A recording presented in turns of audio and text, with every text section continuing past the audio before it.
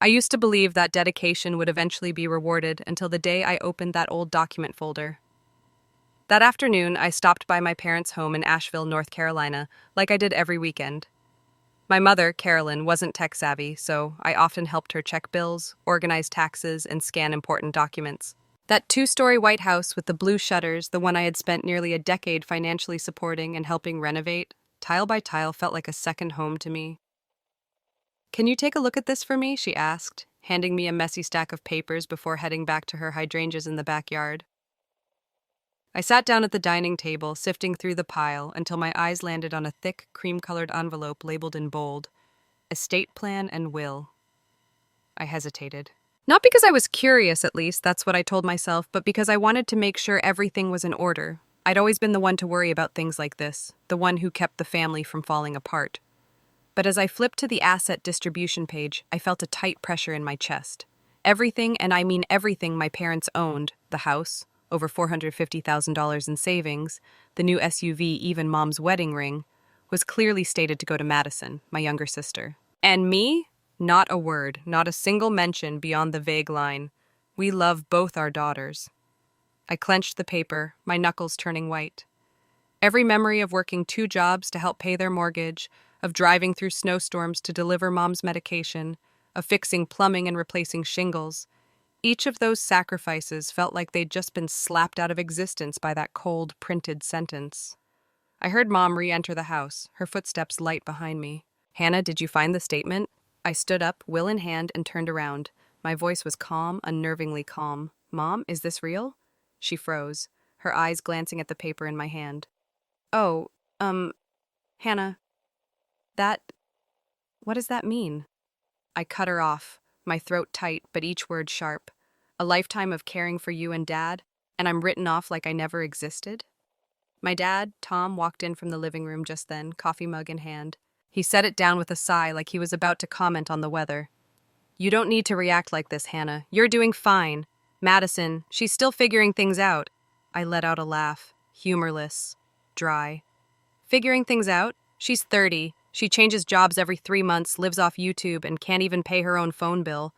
I'm the one who paid your mortgage the last 3 years. I fixed the roof last winter. I'm the one who's kept this house from falling apart dollar by dollar." My mom stepped forward, placing a hand over mine as if that could calm me. "Don't overthink it. I just wanted your sister to feel secure." I pulled my hand away, nodded slightly, my gaze ice cold. "Secure? And what about me, the only one who's kept this place standing all these years?" They said nothing. I placed the will back on the table, like returning a declaration of war. "Thanks for showing me where I really stand." I walked to the door without looking back. No one called out behind me, and for the first time in years, I didn't feel hurt. I just felt empty. A quiet, hollow kind of emptiness that chilled me to the bone. But deep down, I knew this silence was only the beginning, because they'd be back when no one else would help. When the house was at risk of foreclosure. When Madison, with all that inheritance, still wouldn't know how to pay a bill on time. And when that moment came, I'd be ready not to save them, but to show them that I was no longer the one who would sacrifice without so much as a thank you. The next message from Madison came near midnight, while I was halfway through a historical novel and sipping hot tea. The phone lit up, and I didn't even need to open it to guess the tone. "You're blowing this way out of proportion." I scrolled and kept reading. Everyone's already stressed out. "Why are you choosing now to be dramatic? It's just a few payments. You've always done it." A dry laugh slipped from my lips without any humor at all. "Just a few payments. Easy to say when you've never paid a utility bill in your life." I typed back, "I'm not being dramatic. I'm being clear, and you better get used to it." Less than a minute later, she replied, "You're seriously selfish. Don't be surprised if Mom and Dad don't forgive you." I set the phone down. For the first time in years, I didn't feel guilty. I wasn't haunted by what if they're upset or obsessed with being the good daughter. I had crossed the line between being exploited and standing up for myself. The next day, I called the bank and requested my name be removed from the joint account used for the mortgage. I also contacted the utility companies and canceled all the auto payments I'd been secretly handling for years. I deleted the bill reminders on my phone like a small ceremony marking the end of my role in their household. That night, I cleaned up my tiny apartment, played my favorite playlist, and bought myself a chocolate cake I'd always loved but never bought. because the money always had to go toward more important things. I started sleeping soundly. I woke up without the jolt of a payment notification. I went to work without feeling like I was dragging 3 other adults on my back. I even signed up for an online art class, something I dreamed about for years, but always pushed aside, because I didn't have time or wasn't allowed to be selfish. And as my life started to breathe on its own again, the knocks from the past came louder. Early the following week, my mom Carolyn called. I didn't answer. A message came right after. "Hannah, we need to talk. Your sister doesn't know how to pay the internet bill. Can you help?" I didn't respond. 2 days later, another one. The landline got cut. She says she can't log in. I don't know what to do. I read the message, then opened the bookshelf and pulled out the old notebook where I'd once written down every password, billing schedule, and customer service number. Every time my parents didn't know what to do, they called me. Every time Madison forgot a payment, I handled it. This time I closed the notebook and put it back. I wasn't their assistant. I wasn't the backbone of a system that erased me the second I stopped being useful. 3 days later, another message from Madison landed in my inbox. "Are you kidding me right now? The power is about to be shut off. Are you really going to let that happen to our family?" I replied with just one sentence. "No. I'm just letting everyone take responsibility for their own choices." Silence. I didn't hear anything for several more days until one morning a call came from an unexpected number, Mrs. Lorraine, the neighbor who'd lived next to my parents for the last 20 years. "Your mom asked if I knew anyone selling houses. I think they're not managing well anymore." I thanked her, then hung up. I didn't feel smug.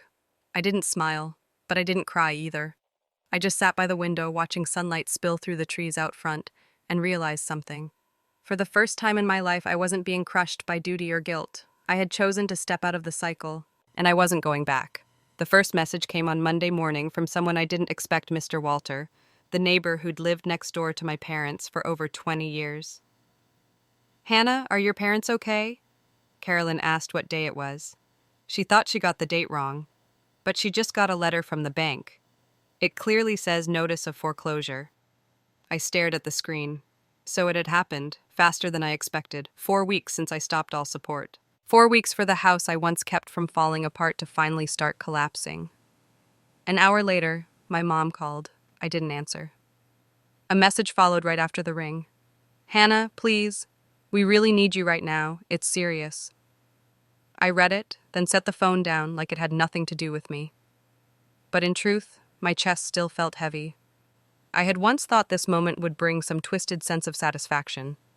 But it didn't, only a hollow, aching fatigue. Maybe because I was too used to cleaning up after others. I didn't reply.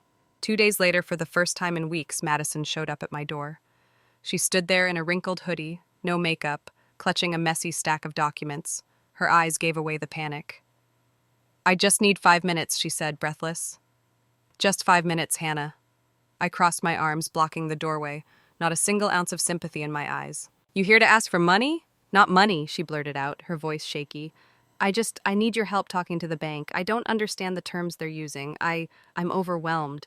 "What about the inheritance you got?" I asked, my tone as casual as commenting on the weather.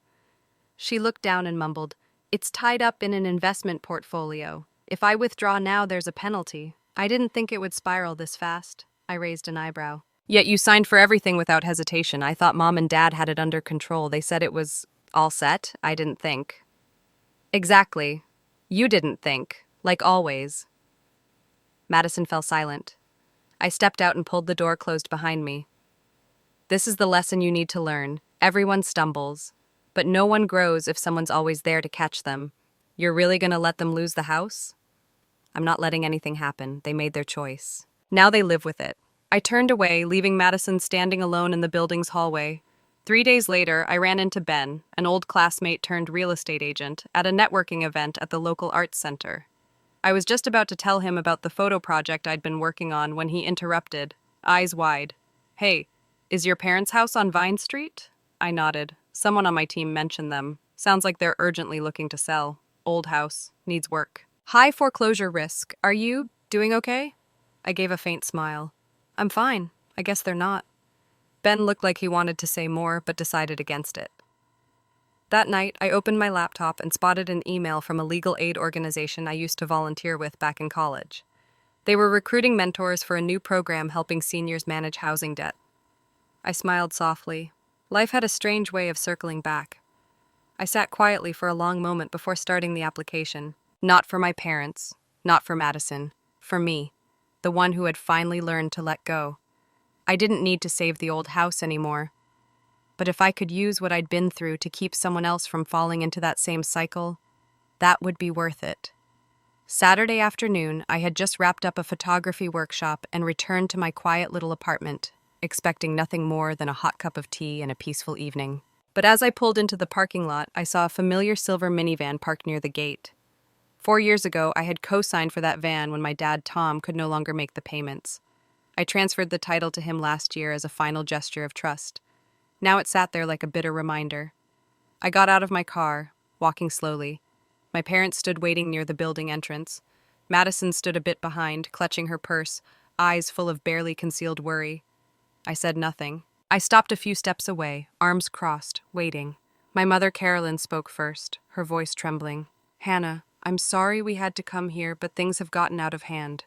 The bank's coming to reassess the property next week," my father continued, his voice lower and wearier than I'd ever heard. "We made a mistake. I know that. But if the house is taken, your mother won't be able to handle it." I looked straight at him, my gaze colder than it had ever been. "Then why, when writing the will, did you decide I wasn't worth including?" He dropped his eyes, fingers fidgeting with the edge of his coat. "Back then, we thought you'd be fine. You've always been strong. But Madison," I interrupted, "gets to fail, gets forgiven, and inherits everything." I turned to face my sister. She pressed her lips together, said nothing, no denial, no excuse. "I gave away my youth," I said, my voice quiet, but every word sharp without conditions. "And in return, I got disregard. And the assumption that Hannah will take care of it. I'm not in that role anymore." My mother's tears fell. "We didn't know it would come to this. Can't you help? Just a little? Just for a few months until things stabilize." I shook my head, a breeze in my chest sweeping away years of obligation. "I'm not saying no because I can't help. I'm saying no because if I do, everyone will go right back to believing they never need to change." Madison finally spoke, her voice small and broken. "I didn't realize it would get so complicated. I thought it just needed time. I didn't think you'd walk away so fast." I looked at her. For the first time in weeks, I didn't walk away fast. I warned, I waited, I hoped, but our family chose to ignore all of it. "So this is really the end?" my mom whispered, tears still fresh on her cheeks. I looked at her, the woman who once rocked me to sleep, who I'd brought medicine to, taken to the ER, cooked for after my dad retired, and I saw clearer than ever the line between blood and actual love. "I didn't end this," I said. "It ended the moment you decided who deserved to be named and who didn't." No one said a word. The late autumn wind whistled through the bare trees, carrying with it a chill that no jacket could warm. I stepped up onto the porch, pulled out my keys, and unlocked the door. Before walking inside, I turned back one last time. "I hope you find a way. But I'm no longer the lifeline for this family." I looked at Madison and spoke slowly. "If you truly want to grow up, this is your chance. I've stepped off the merry-go-round. Now it's your turn." I walked in and shut the door behind me. The sound of the wind in the hallway drowned out their footsteps as they left. I stood quietly in my living room, afternoon sunlight casting a long beam across the floor through the glass. No tears, no heartbreak, just a silence, peaceful. I thought that after that final confrontation they'd go quiet. I had hoped the truth would make them reflect and quietly step back out of pride. But I overestimated the self-awareness of people who've always lived off others. A week later, I got a message from Olivia, a close coworker at the art center. "Hannah, are you on Facebook? You should check your mom's page. She's posting some unbelievable stuff." My hand trembled slightly as I typed Carolyn Baker into the search bar. Her timeline was filled with emotional posts, flower photos, and inspirational quotes. But what made me freeze was one standout post, with a picture of our old house attached. It's heartbreaking when your own daughter turns her back on family, abandoning sick and aging parents, refusing to help in our time of need. After everything we sacrificed for her. Over 80 shares. The comments were full of sympathy, comfort, and judgment for the ungrateful child. I bit my lip, scrolling further, and saw another post, this one from my dad, Tom. "We thought Hannah was someone who loved her family, But when we needed her the most, she walked away without a word. The house is about to be taken, and she acts like nothing's happening. Then came a post from Madison with a clearly mocking tone. Some people are only kind when they're above you, looking down. But when family asks them to step down and help, they choose silence. That's today's version of strong, I guess. I gripped my phone tighter. I wasn't angry. I wasn't even shocked. I was tired. When guilt didn't work on me anymore, they turned to public shaming. But they forgot one thing. I wasn't silent anymore. That night, I opened my laptop and logged into my Facebook, which I rarely used. I made a single post, no background color, no fancy design, but every word was clear as daylight. My family is sharing a one-sided story. So to be fair, here's the truth from my side. I attached a photo of the will with Madison's name as the sole beneficiary. I posted snapshots of the mortgage payments, utility bills, insurance, all under my name. Then I included the last text I got from my mom, asking for $2,900 to save the house. I ended with one line. My silence wasn't consent. I was just waiting for the right moment to tell the truth. That moment is now. Within 10 minutes, the first comment appeared. Hannah, you seriously did all of this? I can't believe it. An old friend commented, You're one of the kindest people I know. Don't let anyone make you doubt that. Then one by one, people started sharing the post. Some who had known my parents chimed in, many expressing surprise. I always thought Madison lived pretty recklessly. Now it makes sense. No one should be taken advantage of like that, especially not by their own family. My post spread quickly, not because it was sensational, but because it was real. It was honest, and it didn't shy away. 2 days later, my mom Carolyn took down all her posts. My dad deactivated his account. Madison changed her profile picture to a black and white flower, the vague, dramatic move she always made when things slipped out of her control. I didn't respond. I didn't post anything else. I just sat in my apartment, listening to the rain tap softly on the window, and for the first time, felt justice on my side. I didn't need an apology. I didn't need them to bow their heads. I just needed them to stop. And it seemed finally they understood that I wasn't someone they could manipulate anymore. One post, enough to end the years I'd been forced into silence. And now, I was writing the next chapter, not on social media, but in real life. Since the day I posted, I haven't heard a word from Mom, Dad, or Madison.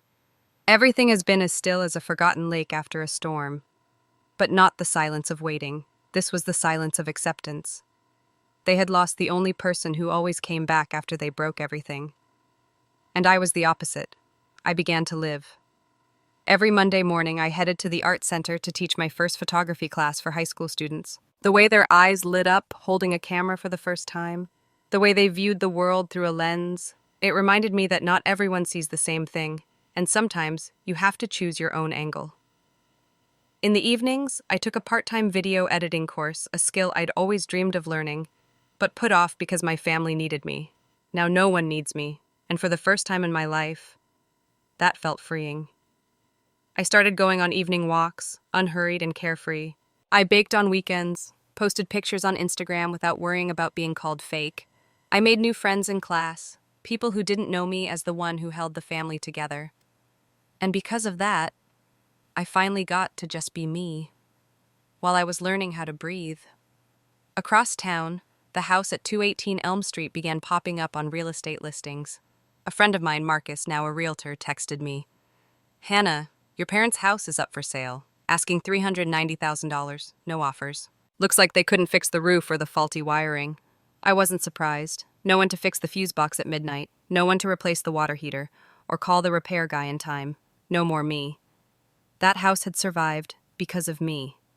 And now it reflected the truth, neglected, run down, and with no one left who could keep it standing. I heard one more update from Lorraine, the elderly neighbor. She called just to check in. But before hanging up, she mentioned casually, Oh, and it seems like Madison's moved back in with your parents. I see her doing the grocery runs often.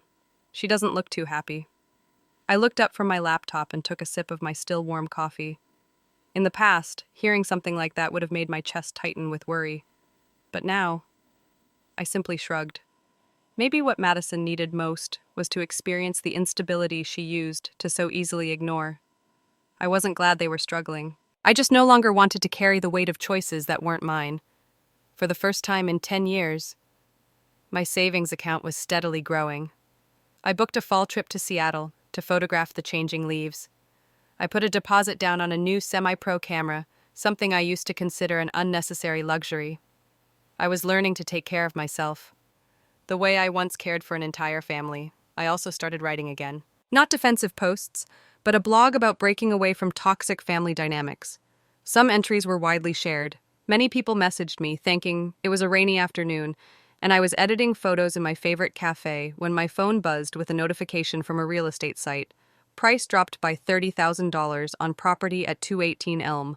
Owner seeking urgent sale. I looked at the photo of the house. Dark roof tiles, rotting fence, peeling window frames. It used to symbolize duty, pressure, and expectation. Now it was just a house waiting to be rescued. And I wasn't the rescuer anymore. I tapped hide notification, closed my phone, and smiled. A soft smile lighter than air, but deeper than any sigh I'd swallowed over the years. I didn't belong there anymore. One early winter afternoon, I was walking around Liberty Lake with my new camera.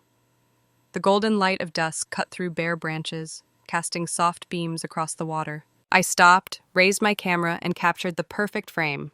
A little boy running in the distance, his mother behind him, laughing and calling out. And in that moment, I realized some things aren't meant to be held onto, because they were never truly yours to begin with. I used to believe family was something you could never lose. That blood was an unbreakable bond, but now I know. The thing that makes a family real isn't DNA, it's respect, it's gratitude. I had given everything in hopes of being seen. And in return, I became the name left off a will.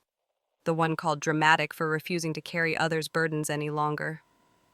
I wasn't angry anymore. Not really. I had just let go. They still lived there in that old house now listed for the third time. Word was, whenever someone came to view it, Madison tried to act like a responsible homeowner. But when asked about maintenance records or repair bills, she'd just smile awkwardly. 'Cause all those years, no one ever taught her what to do. I never went back, not once. My mother once sent me a handwritten letter sealed in a familiar blue envelope with handwriting I knew by heart. She wrote about her sleepless nights, about not knowing where to begin again. Your father isn't as strong as he used to be, she wrote. At the end, she said, I don't know how much time we have left to fix things, but if you're willing, I'm still here. I folded the letter. I didn't tear it. I didn't reply. I placed it in the drawer beneath my desk next to undeveloped photos and half-finished drafts, things that needed time to be understood and accepted. I didn't hate them. I just no longer had the strength to keep sacrificing without being heard. So I kept working, kept teaching, kept creating and capturing. I even held a small photo exhibit at a friend's cafe showcasing images that traced my journey to healing.